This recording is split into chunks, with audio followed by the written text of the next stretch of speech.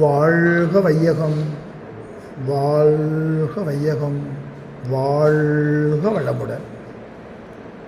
குரு வாழ்க, குருவே துணை. எல்லாம் வல்ல இறைவனையும் இங்கே அரங்கத்திலே அமர்ந்திருக்கின்ற அறிஞர் பெருமக்களையும் நன்றியோடு வணங்கி, இன்று நாம் நான் யார் என்ற ஒரு சிந்தனையை நிகழ்த்த இருக்கிறோம். அதாவது,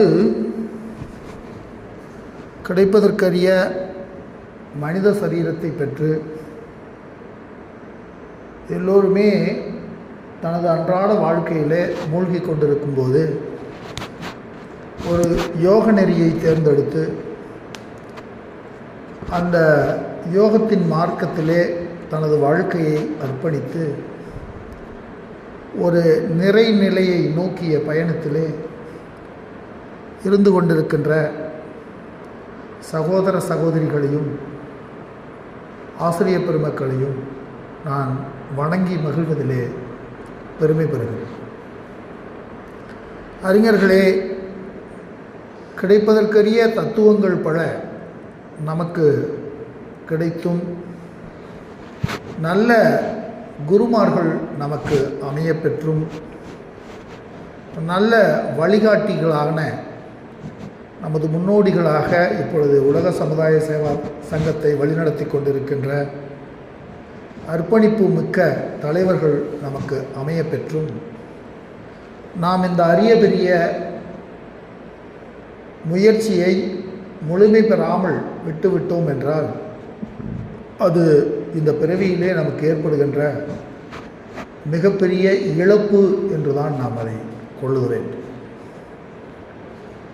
அப்போ இறைவனை அடைதல் என்பது இறுதியான இலக்கு அப்படின்னு ஒரு பக்கத்தில் வச்சுக்கலாம். எனது வாழ்க்கை வளத்தை பெருக்கிக் கொள்ளுதல் என்பது ஒரு வகையான பயனாக எடுத்துக்கொள்ளலாம். உடல் ஆரோக்கியமும் மன ஆரோக்கியமும் என்ற ஒரு பயனை நாம் எடுத்துக்கொள்ளலாம். இப்படியே பல்வேறுபட்ட பயன்கள் ஒரு யோக நெறியிலே நாம் பயணிக்கும்போது இருக்கும். அப்போ நாம் எந்த இலக்கை அடையணும் அப்படிங்கிறத முதல்ல நாம் தீர்மானிக்கணும். அது எப்படி தீர்மானிக்கிறது? நான் அடைய வேண்டிய இலக்கு எது? என்னுடைய இயல்பு எது? எனக்கு என்ன இயல்பாக வரும்? நான் அந்த இலக்கை அடைய முடியுமா? அதை அடைவதற்கான தகுதிகள் இருக்கிறதா? அப்படிங்கிறத நமக்கு மகரிஷி அவர்கள் தற்சோதனையின் மூலமாக சொல்லியிருக்கிறார். நம்ம தற்சோதனை அப்படின்னோடனே டக்குன்னு அந்த 5 சப்ஜெக்ட் மட்டும் எடுத்துகிட்டு எண்ணம் ஆராய்தல், ஆசை சீரமைத்தல், சினம் தவிர்த்தல், கவலை ஒழித்தல், நான் யார். தற்சோதனையில் ஒரு சின்ன குறியீடு. அது 1ஆம் வகுப்பில் சொல்லிக் கொடுக்கும்போது கூட்டல், கழித்தல், வகுத்தல், பெருக்கல் சொல்லிக் கொடுக்குறோம். நான் பிஎஸ்சிக்கு போனாலும் நான் கூட்டல், கழித்தல், பெருக்கல், வகுத்தல் தான் நான் போடுவேன். இதுதான் எனக்கு 1ஆம் வகுப்பு சொல்லிக் கொடுத்த வாத்தியார் சொல்லிக் கொடுத்துருக்கார். அதனால் நான் அதை தாண்ட மாட்டேன் அப்படின்னு இருந்தால் அது மாணவருக்குத்தான் நஷ்டம். எல்லா விஷயங்களையும் குருமார்கள் சொல்ல முடியாது. அவருடைய வாழ்க்கையில் சில விஷயங்களை குறிப்பால் உணர்த்தியிருப்பார்கள். அதாவது, சப்தரிஷிகள் 7 பேர் 7 பேர் போய் உட்கார்ந்து வாழ்க்கையை பற்றிய கேள்வியோடு உட்கார்ந்தார்கள். தட்சிணாமூர்த்தி இப்படி தான் உட்கார்ந்தார். இவ்வளோதான் அவர் உட்கார்ந்த விஷயம். அவர் வாய் திறந்து ஒன்றையும் உபதேசிக்கவில்லை. இதுக்குள்ளே இருந்து தான் உலகத்தில் உள்ள அத்தனை தத்துவங்களும் பிறந்திருக்கிறது. இது தட்சிணாமூர்த்தியினுடைய ரூபம். அவர் ஒன்றுமே சொல்லலை, உபதேசிக்கலை. 7 பேர் உட்கார்ந்தாங்க முன்னாடி, 7 பெரும் ஞானிகள். அது 7 பேரும் 7 விதமாக புரிந்து கொண்டு இன்றைக்கு உலகத்தையே ஆட்சி செய்கின்ற அளவிற்கு அதுக்குள்ளேருந்து தத்துவம் பிறந்திருக்கிறது. ஏன்னா அதை உபதேசிக்க முடியாது. புத்தர் கடைசி வரைக்கும் சில கேள்விகளுக்கு பதில் சொல்லவே இல்லை. சில விஷயங்களுக்கு பதில் சொல்ல முடியாது. பதில் சொல்வதனாலேயே அவருக்கு அந்த விஷயம் தெரியலைங்கிறது ஒரு உலகத்துக்கு தெரிஞ்சு போகும்.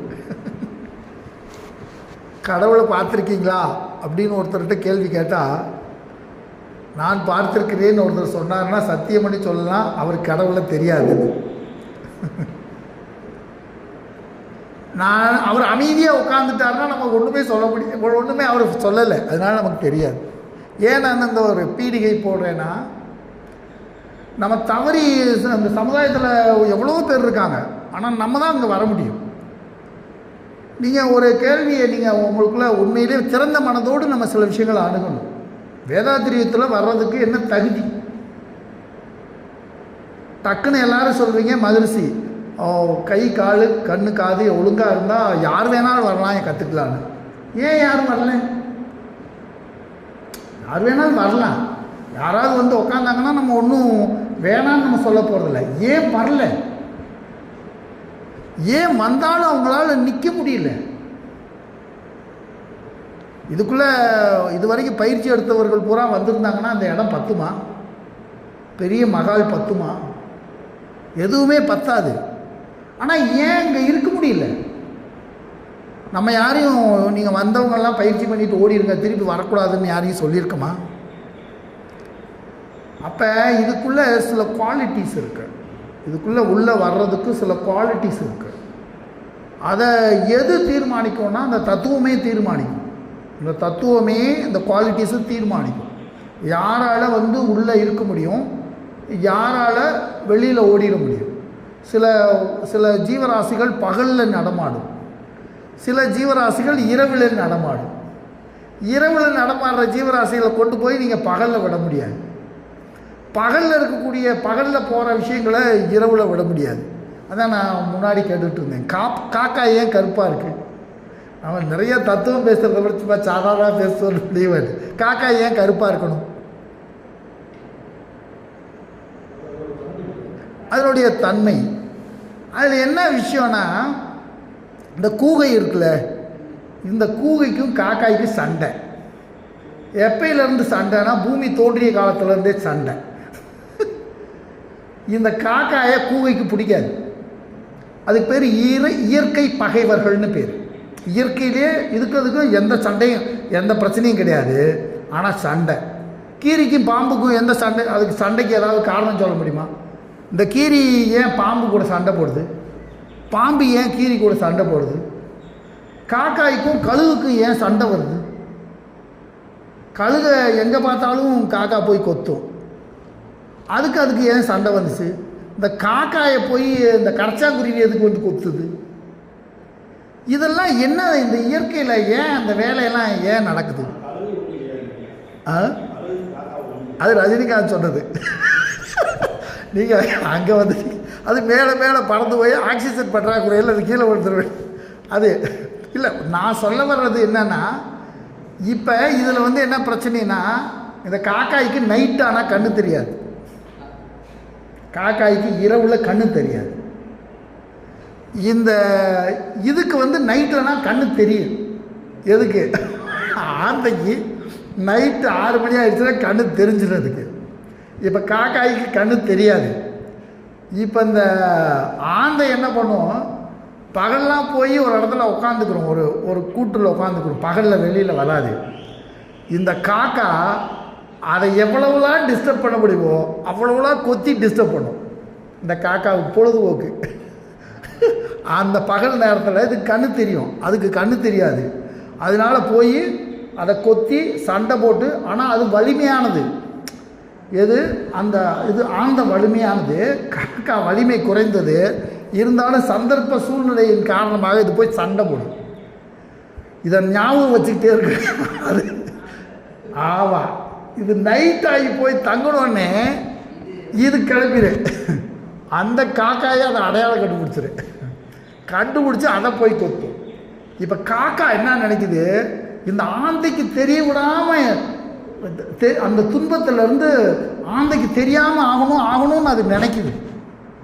அப்போ இரவில் வந்து இன்னும் அது இறகுகள் எல்லாமே கருப்பாயிடுச்சுன்னா ஆந்தை வேகமாக ஐடென்டிஃபிகேஷன் பண்ண முடியாது. அப்போ கொஞ்சம் கொஞ்சமாக அதனுடைய எண்ணங்கள் அந்த காக்காயை கருமை நிறமாக மாற்றுகிறது. மகரிஷியினுடைய கான்செப்ட் தான். நீ எதை ஒன்றை நினைத்து கொண்டே இருக்கிறாயோ அதுவாகவே மாறுகின்ற தன்மை. இப்போ மயில் தன்னை மயிலுன்னு நினச்சிக்குது. இந்த உலகத்தில் இந்த மயிலுன்னு நினச்சிக்குது. அவ்வளோ அழகாக பியூட்டியாக வெளிப்படுத்துது. அப்போ நமக்குள்ளே இருந்து உங்களை நீங்கள் எந்த அளவுக்கு ஒரு பியூட்டியாக நீங்கள் நினச்சிக்கிறீங்களோ, எந்த அளவுக்கு உங்களை சாதிக்க முடியும்னு நினைக்கிறீங்களோ, எந்த அளவுக்கு உங்களுடைய பார்வையை விசாலப்படுத்த முடிகிறதோ அந்த அளவுக்குத்தான் நமது வாழ்க்கை அமைகிறது. இதெல்லாம் கேட்குறதுக்கு நல்லா இருக்குது சார். உள்ளே இருந்து மனசுக்குள்ளே ஒன்று சொல்லிக்கிட்டே இருக்கும். அது எனக்கு வராது சார், வராது. அப்புறம் நமக்கு பொருத்தமில்லாத விஷயத்தில் மனசு பயங்கரமாக வியாபிக்கும். நம்மளோடு பொருந்தி போகாத விஷயத்தில் கற்பனையில் வியாபிக்கும். அப்போ அதை கண்டுபிடிக்கணும். என்னோடு பொருந்தி போகின்ற விஷயம் என்ன, என்னுடைய இயல்பு என்ன, நான் அடைய வேண்டிய இலக்கு எது, அதற்கு நான் எடுத்துக்கொள்ளுகின்ற சாதனம் என்ன, சாதனத்தை எடுத்துக்கொள்கிறேன், எவ்வளவு டூரேஷன், எவ்வளவு காலத்தில் நான் அதை அடையப் போகிறேன் அப்படிங்கிறத நாம் தினசரி வாழ்க்கையினுடைய ஒரு அங்கமாக வைத்துக்கொண்டு முன்னேற வேண்டும். ஏன்னா நம்ம என்றைக்கோ ஒரு நாளைக்கு உட்காந்து நம்ம ஒரு பாடம் கேட்டோ அல்லது ஒரு பாடம் படிச்சுட்டோ நமது இலக்கை அடைய முடியாது. அப்போ நமக்கு கிடைச்சிருக்கிற வாய்ப்பு, நான் ஆரம்பிக்கும் போது சும்மா மனித சரீரம் அமைய பெற்றுள்ள அது வார்த்தைகளுக்காக சொல்லலை. இது பெரிய வரம், நம்ம கையில் இருக்கக்கூடிய ஒரு பெரிய வரம். நமது வயது, நம்முடைய அனுபவம், நமது வாழ்க்கை சூழல், நமக்கு கிடைத்திருக்கின்ற விஷயம் எல்லாமே நமக்கு ஒரு பெரிய கிஃப்ட், வரம். அதுக்கு மேலே எனக்கு எப்படி சொல்கிறதுன்னு தெரியல. நம்மளை சுற்றி சாகாத தன்மையுடைய அமிர்தம் இருக்கிறது. அது சாகாத தன்மையை வழங்கக்கூடிய தன்மை வாய்ந்தது. ஆனால் அந்த அமிர்தத்தை அடைவதற்கு வழி தெரியல. நம்ம அடையும் போது ஒரு கண்ணாடி தடுக்குது.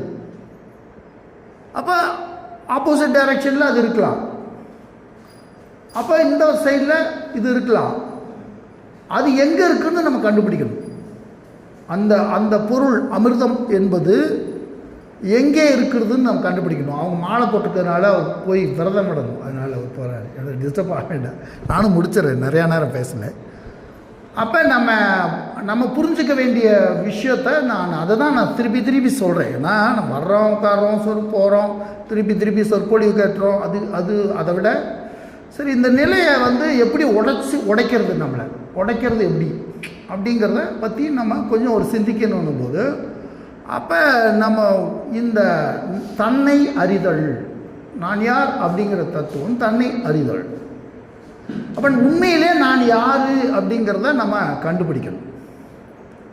அப்போ இந்த நான் யார் தத்துவம் அப்படிங்கிறது இப்போ இங்கே வந்ததுக்கு பின்னாடி நம்ம இங்கே படிக்கிறோம். சரி, இங்கே மட்டும்தான் படிக்கிறோமா, வேறு இடத்துல இல்லையா அப்படின்னா வேறு இடங்களில் இந்த நான் யார் தத்துவம் எவ்வாறு ஆய்வு செய்யப்படுகிறது அப்படின்னு நம்ம எடுத்துக்கணும். வேறு இடங்களில் சரி, ஒரு வேறு எதோ சொல்ல போகிறாரு, பயப்பட வேண்டாம். ஏன்னா இந்த நான் யார் என்பது ஒரு காமன் சப்ஜெக்ட். இப்போ மகரிஷி வந்ததுக்கு பின்னாடி தான் நான் யாருன்னு வந்தது இல்லை. 2 லட்சம் வருஷத்துக்கு முதல்ல இருந்தே நான் யார் ஆராய்ச்சி நடந்துக்கிட்டு தான் இருக்கு. நான் யாருன்னு ஒவ்வொருத்தவங்களும் போய், ஒருத்தவங்க இந்த யானையை சொல்லி ஒரு கதை சொல்லுவாங்கள்ல, ஒருத்தர் போய் யானையினுடைய காலை மட்டும் தடவி பார்த்து யானை எவ்வாறு இருக்கும், 6 குருடர்கள் போனாங்க, 4 குருடர்கள். யானையினுடைய ஒருத்தர் போய் யானை எப்படி இருக்கும் அப்படின்னோடனே அதனுடைய கால் பாகத்தை மட்டும் தடவி பார்த்தார். அப்படியே போயிட்டு யானை ஒரு தூண் போல் இருக்கிறது அப்படின்னு போயிட்டார்.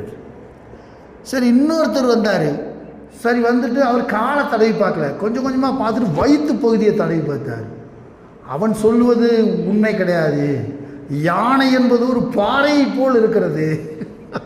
ஏன்னா கண் தெரியாதவர்கள். இன்னொருத்தர் வந்தார், பின்னாடி இருந்து வாழை மட்டும் பிடிச்சி பார்த்தார். வாழை பிடிச்சி பார்த்துட்டு யானை கயிறு போல் இருக்கிறது. யானைங்கிறது பாறை போலும் இல்லை, தூண் போலும் இல்லை, கயிறு போல் இருக்கிறது. அவர் போயிட்டார். இன்னொருத்தர் வந்து தும்பிக்கையை பார்த்தார், கயிறுக்கும் தூணுக்கும் இடைப்பட்டுள்ள பகுதியாக இருக்கிறது சொல்லிட்டு போயிட்டார். இதுதான் கடவுளை பற்றிய கருத்துக்கள். நாம் கண் தெரியாதவர்கள், அதில் மாற்று கருத்து இல்லை. முதல்ல அதை நம்ம ஒத்துக்கணும். குருமார்களின் துணை இல்லாமல் நம்மளால் வந்து அதை அடைய முடியாது. நாம் பார்வையாளர்கள், நாம் தெளிவானவர்கள்னு நாம் நினச்சிட்டு இருக்க வரைக்கும் குருமார்களுடைய சொற்களையும் குருமார்களுடைய அறிவுரைகளையும் நம்மளால் புரிந்து கொள்ள முடியாது. முதல்ல நாம் எம்டியாக போகணும். அப்போ ஒருத்தர் போய் என்ன பண்ணுறான், வாழ்க்கையின் பெரும் துன்பம், எதை பற்றியும் புரியவில்லை. அப்போ போய் குருக்கிட்ட போய் நிற்கிறாரு, சுவாமிஜி எனக்கு என்ன வாழ்க்கைனா என்னான்னு எனக்கு தெரியல, அதை பற்றி எனக்கு ஏதாவது சொல்லுங்கள் அப்படின்னு குருக்கிட்ட போய் அவர் நிற்கிறாரு. அப்போ நிற்கும்போது அப்போ அவர் குரு சொல்கிறாரு, சாட்சாத் நீதான் அதுவாக இருக்கிறாய். நீ துக்கமாக வந்து என்கிட்ட நீ நின்றுட்டுருக்கேன்னா நீ நிஜமாக நீ துக்கி அல்ல, நீ ஆனந்த சொரூபி, உனக்கும் துக்கத்துக்கும் சம்மந்தமே கிடையாது அப்படின்னு அவர் உபதேசிக்கிறார். அது எப்படி உபதேசிக்கிறார்? அப்போ நான் யார் அப்படிங்கிற கேள்வியை நம்ம சாதாரண நிலையில் துவங்குவோம். மகரிஷியினுடைய கருத்துக்களுக்கு அப்புறம் வருவோம். சாதாரண நிலையில் துவங்குவோம். நான் பிறக்கிறேன், குட்டி பையனாக இருக்கேன். எனக்கு வந்து முதல்ல சொல்லி கொடுக்குறாங்க, உன் பேர் சொல்லு நம்ம குழந்தைக்கு சொல்லி கொடுக்குறோம். உன் பேர் சொல்லு, சுரேஷு, அல்லது நீ ரமேஷு, நீ உன் முருகன் அப்படின்னு நமக்குள்ளே வந்து இந்த சமூகம் நான் யார் என்பதை வெளியிலேருந்து கொண்டு வந்து இன்புட்டு கொடுக்குது. நீ உங்கள் அப்பா அப்பா பேர் சொல்லு, அம்மா பேர் சொல்லு, அம்மா என்ன வேலை பார்க்குறாங்க சொல்லு, இதெல்லாம் வெளியிலேருந்து நமக்கு இன்ஃபர்மேட்டிவாக உள்ளே போய் உங்களை வந்து உள்ளே வந்து ஒரு உருவத்தை வந்து உள்ளே உருவாக்குறாங்க. நான் யார்? இப்போ ஒருத்தர் போகிறாரு, நீங்கள் யார் அப்படின்னா நான் சுத்தவழி அப்படின்னா, ஐயோ சுத்தவழி அப்படி யாரும் சொல்ல முடியாது. ஒரு இன்டர்வியூக்கு போகிறா, நீங்கள் எங்கேருந்து வருகிறீர்கள்? நான் சுத்தவழியிலேருந்து வருகிறேன். சரி இவங்க 2 பேர் கூடி பேசி சரி ஏதோ சுத்தவழி ஆயிடுச்சு. அப்போ எடுத்தோடனே நமக்கு அது புரியாது. நான் அதுக்கு தான் சொல்கிறேன், நான் யார் அப்படின்னா எனக்கு ஒரு பேர் இருக்குது, எனக்கு ஒரு ஊர் இருக்குது, நான் ஒரு குவாலிஃபிகேஷன் வச்சுருக்கேன், நான் அவ்வளோ படிச்சிருக்கேன். ஒருத்தர் விரும்புகிறாரோ விரும்பலையோ வழியை பிடிச்சி சட்டையை பிடிச்சி இழுத்து நான் எவ்வளோ படிச்சிருக்கேன் தெரியுமா அதான் சொல்லிடுறாரு. எனக்கு அவர் விரும்புகிறாரோ விரும்பலையோ சட்டையை பிடிச்சி இழுத்து தான் கொஞ்ச நேரத்துக்கு முன்னாடி ஒரு பயங்கரமாக பாடம் நடத்திட்டு இருக்கிறாரு. இல்லை இல்லை, இது மனுஷனுடைய அந்த நான் என்ற ஒரு விஷயம். நான் எனக்கு நானே சேமித்து வச்சிருக்கிற ஒரு நான். முதல்ல அந்த நானை நம்ம புரிஞ்சுக்கணும். அது இருக்குது, அது இல்லாமல் யாருக்கிட்டையும் இருக்காது. ஞானம் ஏற்பட்டதுக்கு பின்பும் அந்த நான் இருக்கும். நல்லா தெரிஞ்சுக்கோங்க. பரிபூர்ண ஞானத்துக்கு பின்பும் அந்த நான் இருக்கும். அந்த நானை ஞானி ஹேண்டில் பண்ணுவார். இப்போ அந்த நான் என்ன ஹேண்டில் பண்ணும்? அந்த நான் அடக்க முடியாத அளவுக்கு என்னை பேச வைக்கும், என்னை கொண்டு போய் இன்னொருத்தவங்கள்ட்ட சேர்க்கும். அவங்க வருத்தப்படுவாங்களே, கொஞ்சம் கூட வருத்தப்படாமல் அவமானப்படாமல் இந்த நாள் போய் உள்ள நின்று அவமானப்படும். அவங்க சந்தோஷப்படுறாங்கன்னு இதுவே நினச்சிக்கும். நம்ம எல்லாத்த விட ரொம்ப பெருமையாக பேசுகிறோன்னு இதுவாக நினச்சிக்கிறோம். இது உள்ளேருந்து ஒரு நான் இருக்கு. அதை வந்து நம்மளால் என்ன பண்ண முடியாது, அதை தான் கொஸ்டின் பண்ணுறோம். ஹூ ஆம் ஐ? அது யார்? நான் உண்மையிலே இதை உணர்றேன். நம்ம கஷ்டப்படுத்தி பேசக்கூடாதுன்னு நான் ஒன்று சொல்லுது, அது நானா? வம்பு பண்ணி பேசிகிட்டே இருந்துச்சு, இது நானா? இப்போ எனக்குள்ளே இருக்கக்கூடிய டபுள் பர்சனாலிட்டி, எனக்குள்ளே 2 பர்சனாலிட்டி இருக்கு. ஒரு பர்சனாலிட்டி நான் பண்ணுறது தப்புன்னு சொல்லுது, இன்னொரு பர்சனாலிட்டி பேய் மாதிரி ஆடுது. உள்ள பேயா நாயா ஆடுது. அது ஆடுறதுக்குலாம் இது வருத்தப்படுது. இன்னொரு பர்சனாலிட்டி உள்ளே இருந்துக்கிட்டு வருத்தப்படுது, ஏன்னா இந்த பாடுபடுத்துகிற நீ அப்படின்னு. அப்புறம் மறுபடியும் இது போயிடுது. இப்போ இது 2க்கும் இடையில ஒரு பெரிய போராட்டம் நடக்குது. நான் சொல்கிறது புரியுதில்ல? ஒரு பெரிய போராட்டம் நடக்குது. இந்த போராட்டத்தில் இந்த 2ல் நான் யார்? இந்த இன்ஃபர்மேட்டிவாக இருக்கக்கூடிய நானா இந்த உள்ளே இது எல்லாத்துக்குமே சாட்சியாக இருந்து வருத்தப்படுது, இனிமேல் செய்யக்கூடாதுன்னு ஒன்று சொல்லுது. அந்த நானா சாதாரண நிலையில் முதல்ல பார்ப்போம்.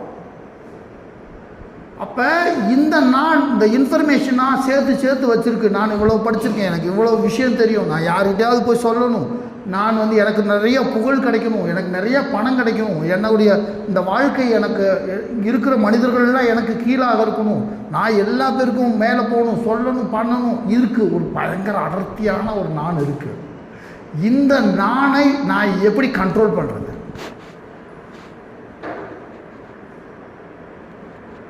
அந்த நான் தான் துன்பத்தின் ரூபமாக இருக்கிறது. அந்த நான் தான் மீண்டும் மீண்டும் நம்மளை மறுபடியும் கொண்டு போய் துன்பத்திலேயே சேர்க்குது. தேவையற்ற இன்ஃபர்மேஷன்லாம் சேர்க்குது. தேவையற்ற நபர்களோட ஃபோனை போட்டு பேச சொல்லுது. இல்லைன்னா யாராவது நம்மக்கிட்ட பேசினாங்கன்னா அந்த இதில் டைமை இது பண்ண சொல்லுது. அமைதியற்ற நிலையில் நம்மளை 24 மணி நேரம் பண்ணிக்கிட்டு இருக்கக்கூடிய ஒரு நான் அப்படின்னு ஒன்று இருக்குது. அந்த நானை ஃபஸ்ட்டு கொஸ்டின் பண்ண, அப்புறம் நம்ம நான் யாரை நம்ம அப்புறம் பார்க்கலாம். இந்த நானை கொஸ்டின் பண்ண, இந்த நானை கொஸ்டின் பண்ணணும்னா அப்போ இதுக்கு நம்ம என்ன பண்ணணும் அப்படின்னா, நம்ம முடிஞ்ச அளவுக்கு இந்த நானை தியானத்தில் நாம் தற்சோதனையில் இந்த நானை ஃபஸ்ட்டு உள்ளே இருக்கக்கூடிய இந்த நானை சோதித்து அறிந்து அதுக்கிட்ட இருக்கக்கூடிய குணாம்சங்கள் எல்லா விஷயத்துக்கும் இந்த பின்னாடி இருந்து ஒரு நான் இயங்குதில்ல, ஒரு காமனாக எல்லாவற்றுக்கும் சாட்சியாக இருக்குல்ல, அந்த நானுக்கு முக்கியத்துவம் கொடுத்து இதை கொஞ்சம் இதை நீங்கள் கவனிக்க ஆரம்பிச்சிட்டிங்கன்னா அதுக்கு பேர் சன்னதி மாத்திரைன்னு சொல்கிறது. நீங்கள் அந்த நானை கவனிக்க அந்த அகங்காரம் கொஞ்சம் கொஞ்சமாக குறையும். சன்னதி மாத்திரைன்னா என்னன்னா, ஒரு எச்சம் வந்துட்டார், ஸ்கூலில் இருக்கார், அன்றைக்கி ஸ்கூல் ஒழுங்காக செயல்படும். எச்சம் இருக்காங்கன்னா இன்றைக்கி எச்சம் லீவுன்னு தெரிஞ்சுன்னா எந்த டீச்சரும் எந்த வாத்தியாரும் வேலை செய்ய மாட்டாங்க. எச்சம் இன்றைக்கி வரலப்பா அப்படின்னா 2 டீச்சர் உட்காந்து அசால்ட்டாக பேசிகிட்டு இருப்பாங்க, ஒரு பிரச்சனையும் கிடையாது. சாயந்தரம் வரைக்கும் கூட அவங்க பேசுவாங்க. அதனால தான் டீச்சர் யாருமே சொல்லிவிட்டு லீவு போடுறதில்லை. நான் வந்துடுவேன் அப்படின்ட்டு அவங்க உப்புங்கிட்ட மட்டும் சொல்லிட்டு போவாங்க. அப்போ இப்போ ஒரு நீங்கள் இருக்கீங்க வீட்டில், ஒரு குழந்தை அங்கேயும் இங்கேயுமா ஓடிட்டுருக்கு. நீங்கள் இருக்கீங்கன்னா அந்த குழந்தை ஒரு பந்தை எடுத்து மெதுவாக போட்டு விளையாடும். நீங்கள் இல்லை டிவியில் இல்லைன்னா எதையாவது போட்டு உடைக்கும். அப்போ அதுக்கு பேர் சன்னதி மாத்திரை. இந்த உள்ளே இருக்கக்கூடிய அந்த நான்ன்ற ஒரு பர்சனாலிட்டி, நிஜமான பர்சனாலிட்டி, எல்லாவற்றுக்கும் சாட்சியான ஒரு பர்சனாலிட்டி நமக்குள்ளே இருக்குது. அது நம்ம பண்ணுற ரைட்டு தப்பு, அந்த மீட்ரு கூட்டுறோம், மீட்ரு குறைக்கிறோம், அது எல்லாத்தையும் அது அளவீடு, அது சொல்லும் நமக்குள்ளே, யாருக்கும் சொல்லாமல் இருக்காது. அப்போ அந்த நானுக்கு முக்கியத்துவம் கொடுத்து தியானத்தின் போது இந்த நானை சோதனை செய்து, சரி நான் தான் உலகத்தில் சிறந்தவர்கள்னு இல்லை, உலகத்தில் எல்லோரும் அவரவர்கள் வழியில் அவரவர்கள் சிறந்தவர்களே, எல்லாருக்கும் பிராரப்தத்தின் காரணமாக இந்த பூமிக்கு வந்திருக்காங்க, எல்லாரும் இறைவனுடைய குழந்தைகள் தான், எல்லாரும் பாக்கியம் பெற்றவர்கள் தான், அவங்களுக்குன்னு ஒன்றும் சொல்கிறதுக்கெலாம் உனக்கு இல்லைப்பா, நீ கொஞ்சம் அமைதியாரு அப்படின்னு இந்த குழந்தைய, ஏன்னா இத்தனை வருஷம் சேர்த்து வச்ச அகங்காரம், இது நீங்கள் போய் சொன்னோன்னே கேட்டுறாரு. இதை கொஞ்சம் கொஞ்சமாக படிப்படியாக அதை கொஞ்சம் கொஞ்சமாக குறைச்சி இதை தியானத்தில் இந்த ப்ராசஸ் பண்ணணும். இப்போ நம்ம தியானத்தில் போயிட்டு நம்ம சுத்தவெளியிலேயே உட்காந்துடுறேன், நான் பிரபஞ்சத்திலேயே நான் விரிஞ்சே உட்காந்துடுறேன் அப்படின்னே நம்ம என்ன பண்ணிகிட்டு இருக்க முடியாது. திருப்பி தற்சோதனை செய்ய வேண்டிய இடம் நம்மளுடைய தவமாக இருக்க வேண்டும். இப்போ நான் அதை ரிக்வஸ்ட் பண்ணுறேன். இவருன்னா அவர் புதுசாக போய் சொல்கிறாரு, புதுசாக எல்லாத்தையும் சொல்ல முடியாது, உள்ளே போய் உங்களை யோசிங்க. அப்போ அந்த நானை சரி செய்வதற்கு 2 மார்க்கம் இருக்கிறது. ஒன்று உணவு, மற்றொன்று மூச்சுக்காற்று. இந்த மனசை நீங்கள் கண்ட்ரோல் பண்ணணுன்னா உணவு ஒழுங்குமுறை உணவுக்குள்ளே இருக்கணும். முறையற்ற உணவு அப்படிங்கிறது ரொம்ப ரொம்ப முக்கியம். உணவு பழக்க வழக்கம் நமக்கு சாத்வீகமான உணவுகளை எடுத்துக்கொள்ள வேண்டும். இது வரைக்கும் எடுக்கலைனாலும் இனிமேல் ஃப்யூச்சரில் ஒரு சாத்வீகமான உணவுகளுக்கு அதிக முக்கியத்துவம் கொடுக்க வேண்டும். ராஜச உணவுகளையும் தாமச உணவுகளையும் முடிந்த அளவுக்கு தவிர்க்க வேண்டும். தவம்னு நம்ம வந்துட்டோன்னா கொஞ்சம் உணவு ஒழுங்கு இல்லாமல் நமது வாழ்க்கை ஒழுங்கு ஏற்படாது. அப்போ நாவடங்க நாளும் அடங்கும். நாவட எந்தெந்த என்ன நாள்? நாவுக்கு ரெண்டு பொருள் இருக்குது. நாவுக்கு என்னென்ன பொருள் இருக்குது?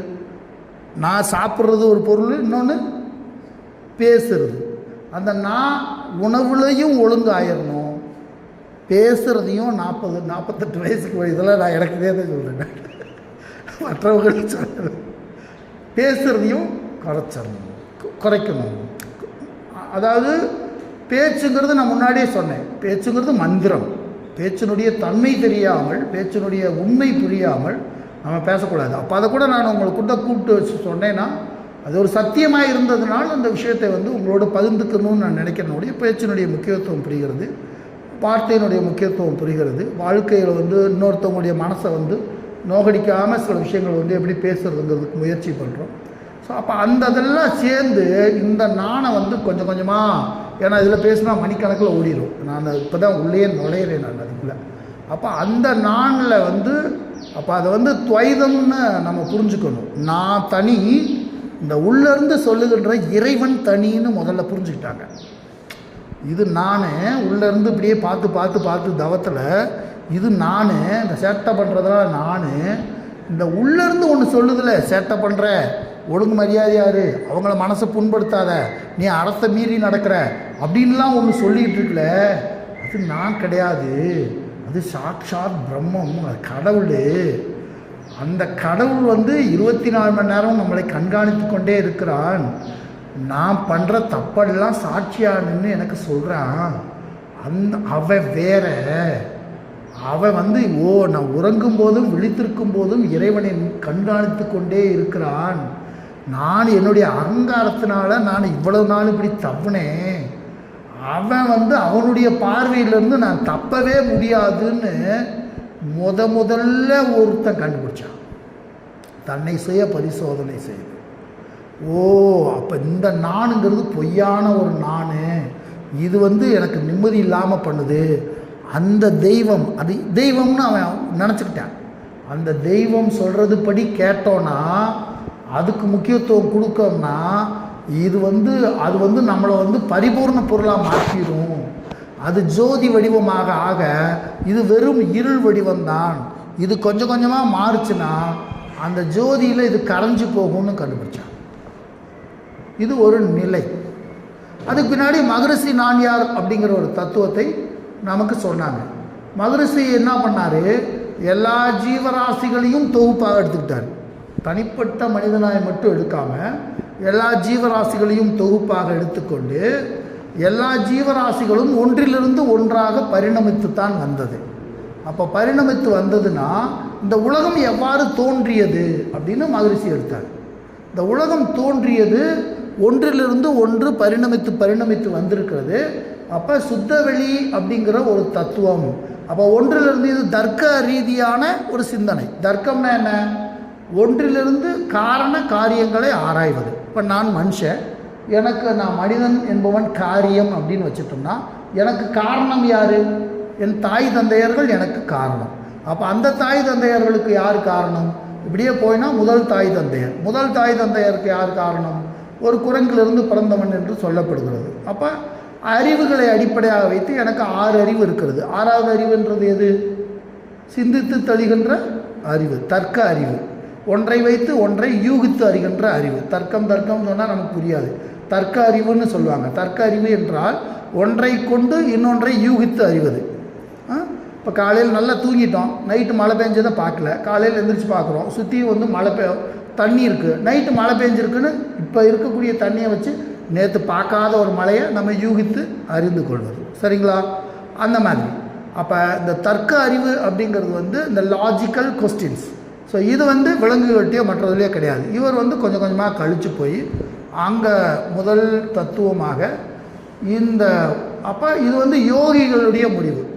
யோகிகளாக இருந்த மனிதர்கள் அவர்களுடைய முடிவு என்னன்னா, இந்த பிரபஞ்சம் என்பது முதல்ல ஒரு பெரிய கும்மிருட்டாக இருந்தது. அந்த கும்மிருட்டிலிருந்து சிறிது சிறிதாக வெளிப்பட்டு அவைகள் வந்து இந்த பூமிகளாக தோன்றியிருக்கிறது. இப்போ இதில் நம்ம ரொம்ப கூர்ந்து கவனிக்க வேண்டிய விஷயம் என்னென்னா, இப்போ இறைவனும் நானும் ஒன்றா வேறா? இறைவனும் நானும் ஒன்றா வேறா? இறைவனும் நானும் ஒன்று. அப்போ இறைவனுடைய குணங்கள் எனக்கு இல்லாமல் எனக்கு என்னுடைய குணங்கள் எங்கேருந்து வந்துச்சு? இந்த கேள்விக்கு நம்ம பதில் கண்டுபிடிக்கணும். இல்லை, இறைவனும் நானும் ஒன்றென்றால் இறைவனுடைய குணங்கள் என்கிட்ட பரிபூர்ணமாக இல்லாமல் போனதற்கு என்ன காரணம்? எப்படி? படைக்கும் போது 3 குணங்களோடு படைக்கிறார். என்னென்ன குணங்கள் அது? சரி, அப்போ அந்த தமசு ரஜசு சாத்வீகம் என்பது இறைவனுடைய குணமா அல்லது இறைவனுடைய குணமா, இறைவனால் படைக்கப்பட்ட குணமா? இறைவனால் படைக்கப்பட்ட குணம் என்றால் அப்போ இறைவன் வேறு இடத்துல இருக்கான், படைக்கப்பட்ட பொருள்கள் வேறு வேறு இடத்துல இருக்குது. இல்லை, அப்படி தான் புரிஞ்சுக்கணும். இப்போ நான் அந்த மைக்கை பார்க்குறேன்னா அந்த மைக் வேறு, நான் வேறு.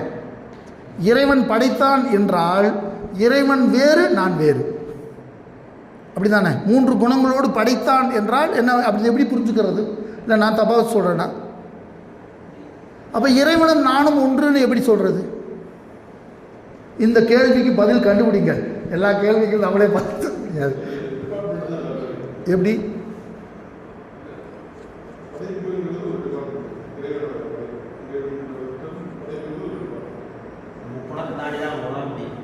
முக்குணங்களை 3 குணங்களை தாண்டித்தான் இறைவனை உணர முடியும்.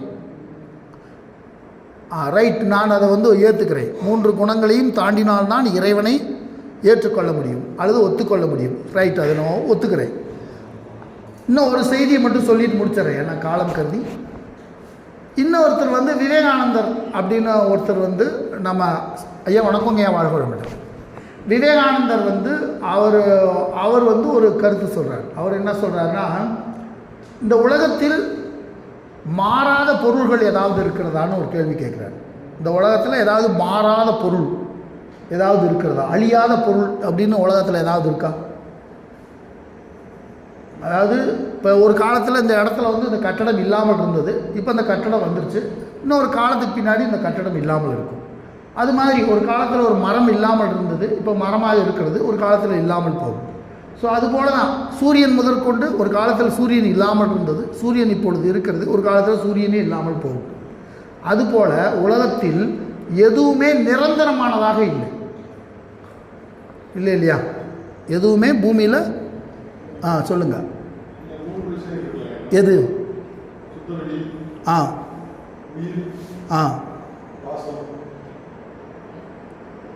இல்லை, 3 விஷயங்கள் சுத்தவெளி இருக்குது அப்படின்னு நீங்கள் சொல்கிறீங்க. அந்த சுத்தவெளியும் ஒரு காலத்தில் இல்லாமல் இருந்து வந்துருக்கணும். அல்லது சுத்தவெளி அப்படிங்கிறத பற்றி நம்ம இன்னொரு டைமில் பேசுவோம், ஏன்னா இந்த விவாதத்தில் பேச முடியாது. நாம் காணுகின்ற பொருளில் எல்லாமே மாறிக்கொண்டிருக்கிறது. அப்போ எல்லாமே மாறிக்கொண்டிருக்கிறதுனா போன வினாடியில் இருந்த ஒன்று இந்த வினாடியில் மாறிட்டுருக்கு.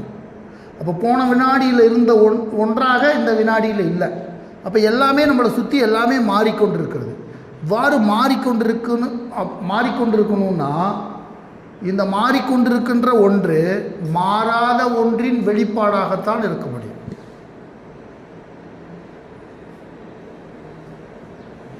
சுற்றி மாறிக்கொண்டிருக்கின்ற அனைத்தும், நாம் பார்த்து கொண்டிருக்கின்ற அனைத்தும் மாறிக்கொண்டே இருப்பதனால் மாறாத ஒன்றின் வெளிப்பாடாகத்தான் இருக்க முடியும்.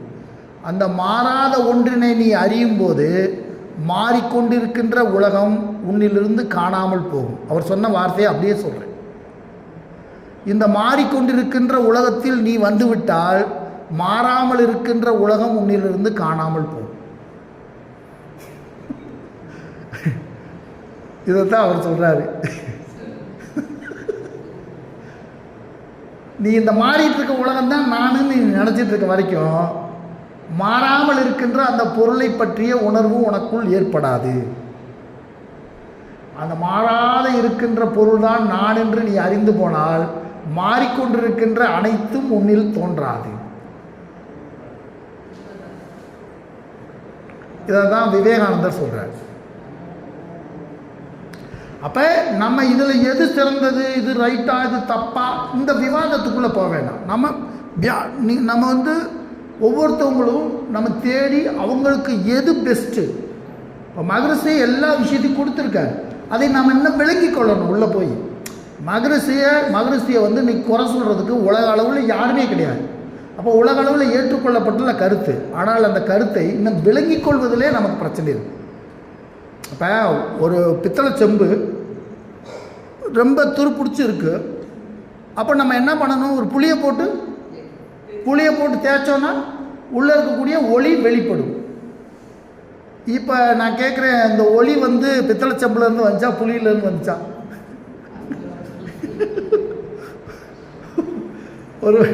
அது பித்தளை செம்புலேருந்து தான் வந்துச்சு. ஏன்னா புளியை ஒரு மரத்தில் போட்டு தேய்ச்சாலும் அதுலேருந்து ஒளி வந்திருக்குது, அது வராது. இந்த பித்தளை செம்பில் தேய்க்கும் போதே அது வருது. ஆனால் இப்போ நம்ம என்ன பண்ணுறோம், நமக்கு கிடைச்ச தத்துவத்தை நம்ம மரத்தில் போட்டு தேய்ச்சிட்ருக்கோம். இந்த தத்துவத்தை சரியான இடத்துல சரியான வகையில் விளங்கி கொண்டு அதனால் பயன்பெறணும்ல. இப்போ என்னுடைய எல்லாருடைய நோக்கமும் அதுதான். நான் உள்ளே வந்திருக்கோம், உள்ளே வந்து முழுமைப்பட்டு இதுக்குள்ளே ஒரு பயன்பெறணும்ல. அப்போ நம்ம விசாலமாக நம்முடைய அறிவை நாம் வந்து செயல்படுத்தணும். இன்னும் வந்து மகரிஷியை நல்ல முறையிலே விளங்கி கொள்ள வேண்டும். நுட்பமாக உள்ளே போய் எல்லா தத்துவங்களும் வார்த்தைகள் தான் வேறே ஒழிய அடிப்படை பொருள் மாறவே மாறாது. அடிப்படை பொருள் இறைவன் போய் மாறப்போகிறாரா? நமது சரீரம் மாறப்போதா? நமது அங்கங்கள் மாறப்போதா? நமது வாழ்க்கை முறையில் இருக்கக்கூடிய முரண்பாடுகள் மாறப்போகுதா? எல்லாவற்றையும் தெளிந்த ஒரு புரிதல் வந்துருச்சுன்னா பிரச்சனையாக பார்க்க மாட்டோம். அவ்வளோதான். இன்றைக்கி நான் ஒரு துக்ககரமாக இருந்துகிட்டு இருக்கிறேன். நான் இந்த துக்கத்திற்கும் எனக்கும் சம்மந்தம் இல்லை. நான் வேற ஒரு ஆள். இந்த சரீரம் துக்கப்படுகிறது, தூக்கி போட்டு போயிட்டே இருப்பீங்க. அவ்வளோதான் விஷயம். சூழலை மாற்றுவது நம்மளுடைய நோக்கம் அல்ல. சூழலை கையாள கற்றுக்கொள்வது தான் ஆன்மீகத்தினுடைய மிக உச்சமான நிலை. நம்ம ஏதோ ஆகாயத்தில் பறப்பதென்றும் இது இல்லை. இந்த சூழலை ஹேண்டில் பண்ண ஆரம்பிச்சிடும். உள்ளே இருக்கக்கூடிய நான் அப்படிங்கிறத ஹேண்டில் பண்ண ஆரம்பிச்சிடும். சுற்றி இருக்கக்கூடிய எல்லா விஷயத்துலையும் இருக்கக்கூடிய நிகழ்வுகளை வந்து ஈஸியாக புரிஞ்சுக்கிட்டு செயல்பட ஆரம்பிச்சிடும். அது ஒரு அறிவு நிலை, அவ்வளோதான். அந்த அறிவு நிலை வந்துருச்சுன்னா உங்களுக்கு நீங்கள் எது குறித்தும் கவலைப்பட தேவையில்லை. அந்த புரிதல் வந்துருச்சுன்னா எது குறித்தும் கவலைப்பட தேவையில்லை.